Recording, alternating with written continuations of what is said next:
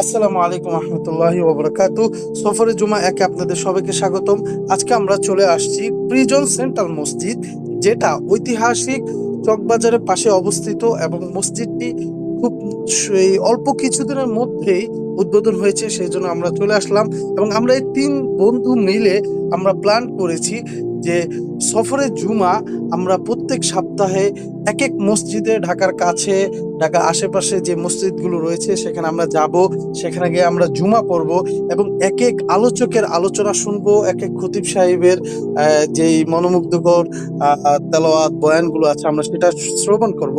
যেমনি ভাবে মৌমাছি বিভিন্ন ফুল থেকে মধু সংগ্রহ করে এবং আমরা আপনাদেরকে দেখাবো একেক মসজিদের ভিতরের অবস্থা এবং একেক মসজিদের যে সুন্দর ডেকোরেশন গুলো এবং একেক মসজিদের বিভিন্ন ধরনের নিয়ম, সবকিছু আমরা এই সফরে জুমাগুলোতে আমরা আলোচনা করব।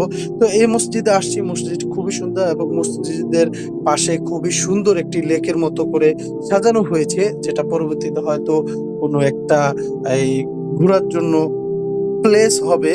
তো সুতরাং এই মসজিদটিতে এসে অজুখানা আমরা খুবই সুন্দর জায়গা পেয়েছি।